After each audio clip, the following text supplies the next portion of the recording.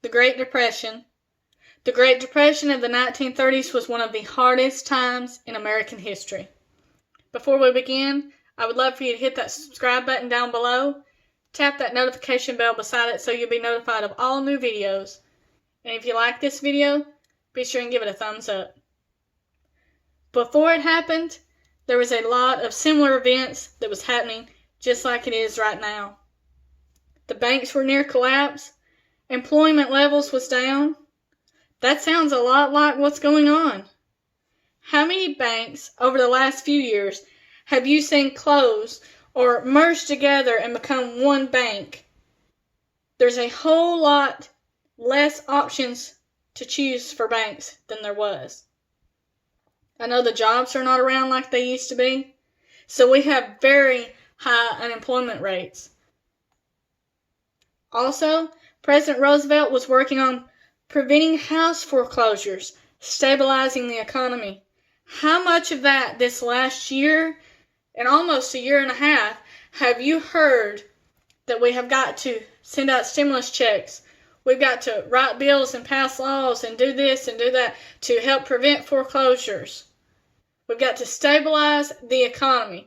We have to send out unemployment checks. They have raised unemployment rates.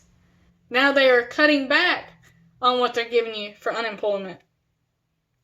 This is close to what America is facing right now, except this Great Depression is going to be much worse than the last one. Why do I say that? Because back then, people were more used to being self-sufficient. They grew their own gardens. They knew how to can and preserve their food. They had ways to heat their home in the winter without the grid. Now, most people have central heating and air. The summertime, it keeps them cool. In the wintertime, it keeps them warm. The grid goes down, they have no backup system. If they do have a backup, they call it gas. When the grid goes down, when all of this starts happening, there's going to be gas shortages for that too. You won't be able to fill those tanks. I know we have all had someone tell us stories of their experience of the Great Depression. One of the main things that I remember being told by many people is we didn't have no money, but luckily we had a garden so we did not starve.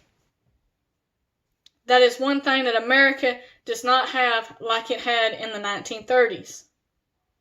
The know-how to preserve it like the 1930s is not there, but there is an awakening with people. They are going back to growing their own food. They are going back to canning, but there is still a large majority that don't think this is going to happen, that don't see the direction that America is heading in.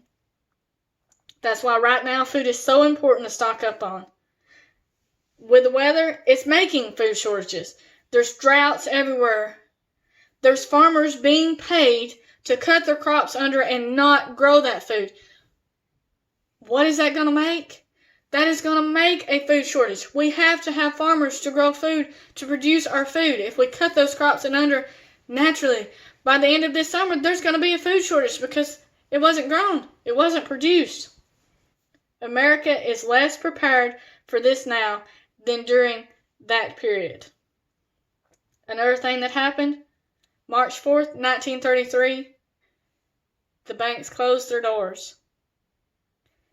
If you have large amounts of money in the bank, when this goes down, you're going to lose it. Get it out of there. Turn it into survival supplies. That paper will be worth nothing when the economy collapses. Your money, your survivalness will depend on how well you have heeded the warnings that you have been told by multiple people to stock up your food, stock up on water, stock up on things for self-defense. Prepare yourself for the chaos that is coming.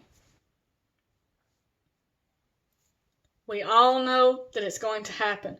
We all know that it's right around the corner. A lot of us have been laughed at, called crazy, called hoarders, all kinds of things. But one day, those very same people will see that we knew what we was talking about. That we knew what was coming before it happened, but it will be too late for them to prepare. It will already be collapsed. It will already be empty shelves.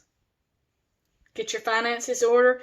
Put your money in supplies. Put your money in something that you can use when this happens. You leave it in the bank, you're going to lose it. Prepare your household. And as always, stay safe, God bless you, and keep prepping.